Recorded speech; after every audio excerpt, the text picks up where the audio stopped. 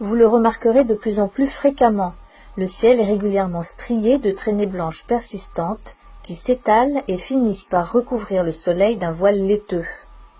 Parfois notre ciel bleu est complètement quadrillé en quelques heures, avec jusqu'à 10 voire 15 avions volant en tous sens sur un même périmètre de ciel. Jamais, il y a quelques années encore, nous n'avions des ciels pareillement zébrés. Nous nous sommes intéressés de près à ce phénomène et avons réalisé une étude chiffrée du trafic aérien qui révèle de nombreuses anomalies. Nous vous la soumettons dans ce module, après une vidéo éloquente du ciel frétois réalisée par jour d'épandage. Nous sommes le 10 avril 2015 à La Frette-sur-Seine dans le Val d'Oise. Une belle journée s'annonce. Le ciel est bleu tôt le matin. Un avion, un deuxième avion. Remarquez la longue traînée que celui-ci laisse dans le ciel. Les avions se succèdent. Rapidement, le ciel change totalement d'aspect. En quelques heures, notre ciel bleu est entièrement quadrillé. À l'arrière de la maison, mais également à l'avant. Ces traînées chimiques persistantes, nommées chemtrails, s'opposent aux contrails, traînées de condensation qui sont courtes et éphémères. D'après de nombreuses études et prélèvements, ces traînées sont composées de métaux lourds, aluminium, barium, strontium, extrêmement néfastes pour l'environnement et pour la santé. Les microparticules pulvérisées ne restent pas en suspension, elles se diffusent durant plusieurs heures, voire plusieurs jours. Nous les inhalons, elles se fixent dans nos poumons, nos muscles, notre cerveau. Sur les quais de Seine, la mairie baigne dans une atmosphère irréelle, entourée d'un nuage cotonneux fait de multiples traînées qui s'étalent et voilent entièrement le soleil. Toute la journée, des centaines d'avions se succéderont dans un grondement incessant.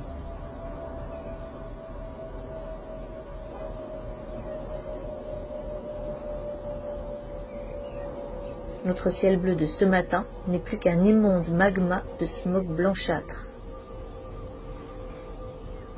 En accélérant l'image, on voit le quadrillage se déplacer. Dans quel état peut bien être notre atmosphère ?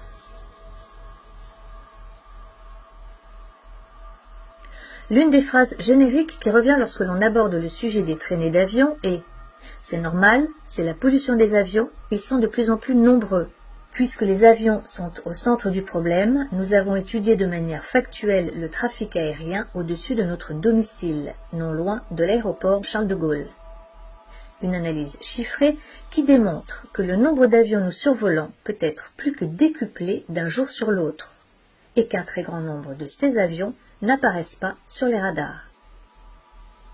Pour ce qui est tout d'abord de l'augmentation du trafic aérien, selon le rapport officiel des aéroports de Paris, si le nombre de passagers est en constante augmentation, 73 millions en 2000, 95 millions en 2015, le nombre de vols a quant à lui diminué. En 2000, on compte sur l'aéroport Charles de Gaulle 1393 vols par jour contre 1286 en 2015.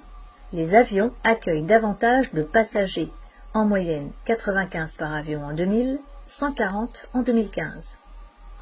Effectuons à présent un comparatif entre deux journées de trafic aérien. Vendredi 25 décembre 2015, de 10h à 17h. Toute la journée a été pluvieuse avec un ciel maussade. Tous les avions répertoriés sont bien passés à proximité de chez nous. Tous ont été audibles et tous apparaissaient bien sur le site de Flightradar 24. Flightradar est un site répertoriant la quasi-totalité des vols à travers la planète.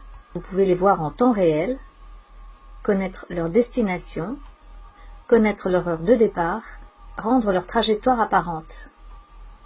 Combien d'avions vont passer au-dessus de notre tête en 7 heures? L'intensité du trafic varie en fonction du sens de la circulation aérienne décidée pour la journée et qui change régulièrement.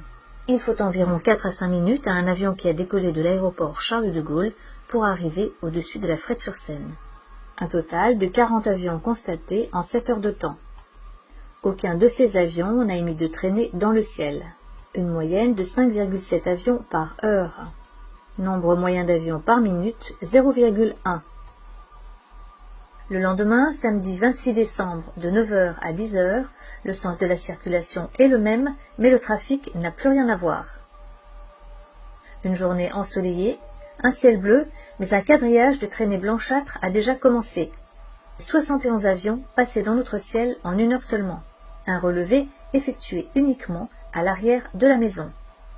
Sur les 71 avions constatés, 95,8% des avions n'apparaissaient pas sur Flight Radar et 72% laissaient échapper de longues traînées. Seulement un peu plus de 4% des avions apparaissaient sur Flight Radar.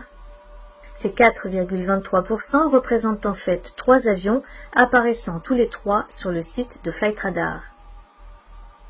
Le Paris-New York de 9h39, le Paris-Londres de 9h43 et le Paris-Rennes de 9h55.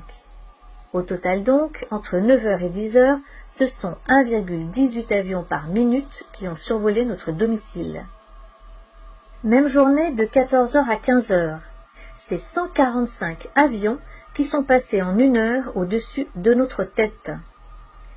Des avions ont quadrillé toute la matinée et de 14 à 15 heures, c'est 116 avions qui laissaient des traînées dans le ciel, soit 80% du trafic. 16 avions seulement ne laissaient pas de traînées, soit 11%. De 14 à 15 heures, 91% du trafic n'apparaissait pas sur les radars.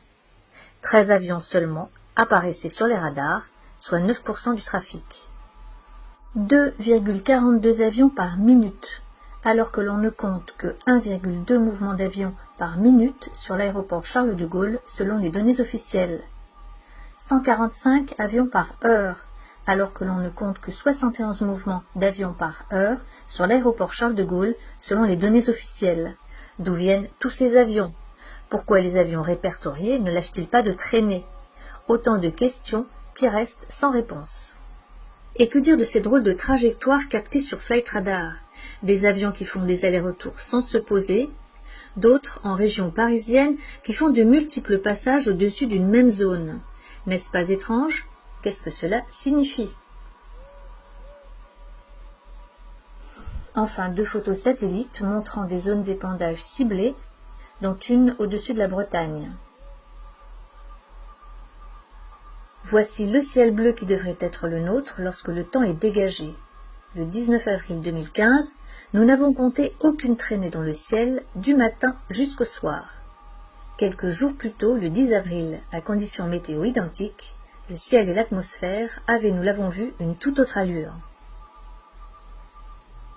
Pour conclure ce module, quelques tristes photos de notre beau maquis corse.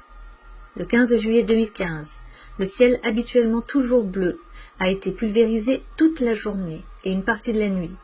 Nous n'avions jamais vu encore un tel phénomène en Corse. Ces opérations d'épandage ne sont pas récentes, elles ont débuté dans les années 90 à 2000. En revanche, elles sont de plus en plus fréquentes et généralisées, de jour comme de nuit. J'ai eu l'occasion de photographier des ciels quadrillés un peu partout en France, mais également à l'étranger. Ici à Osgore, dans les Landes, là à Lausanne, au-dessus du lac Léman, régulièrement pulvérisé. La question a été abordée au Parlement européen, à l'ONU dès 2007 et posée à l'Assemblée nationale en 2013 par un député français. Mais les réponses, lorsqu'il y en a, sont loin d'être satisfaisantes. Ces traînées ne seraient encore et toujours que de la vapeur d'eau. Quant au service de météorologie, il se contente d'évoquer insidieusement l'apparition dans nos ciels de cirrus d'un type nouveau. Pourtant, dans les zones particulièrement ciblées par les épandages, les dégâts sont d'ores et déjà mesurables. Ces épandages sont suspectés de provoquer des problèmes respiratoires, asthme, allergies, dérèglements gastriques, affections de la peau, anxiété, fatigue, dépression, difficultés de concentration, dégradation du système nerveux, mais également une recrudescence des maladies d'Alzheimer et de Parkinson. Dans certaines régions, les épandages sont accompagnés d'une pluie de fibres synthétiques suspectées d'être des perturbateurs endocriniens. L'écosystème est également impacté. Outre les dégâts sur la couche d'ozone, moins de rayonnement solaire au sol affecte le cycle de l'eau et la photosynthèse. Le pH de la terre est modifié, les sols asséchés et stérilisés, les incendies plus fréquents et plus difficiles à maîtriser. À titre d'exemple, ces prélèvements d'eau de pluie réalisés dans le Doubs à 16 mois d'intervalle en 2015, révélant une augmentation de 800% du taux d'aluminium dans l'eau. L'une des causes avancées pour justifier ces épandages est la gestion du rayonnement solaire et la géo-ingénierie, manipulation du climat à l'échelle mondiale. Les chemtrails seraient un moyen de créer une sorte de bouclier chimique qui filtrerait une partie des rayons du soleil, les particules d'aluminium agissant comme un réflecteur. Cependant, certains arguent que cet effet est très limité par l'effet de serre causé par la présence de ce couvercle de nuages chimiques. Par ailleurs, la thèse du réchauffement global, telle qu'on nous la présente aujourd'hui, est remise en question par un nombre croissant de climatologues. Quelles que soient les causes et les controverses, les effets de ces épandages sont réellement préoccupants. Il s'agit de l'air que l'on respire, nous sommes donc tous concernés. C'est la santé et l'avenir de nos enfants qui est en cause. Que peut-on faire? Observer et s'informer. Diffuser l'information, signer des pétitions, adhérer à des associations qui se battent activement contre ce phénomène. Face au silence des médias, il est urgent de se mobiliser. Plus nous serons nombreux à dénoncer ces épandages, plus nous aurons des chances de les faire cesser.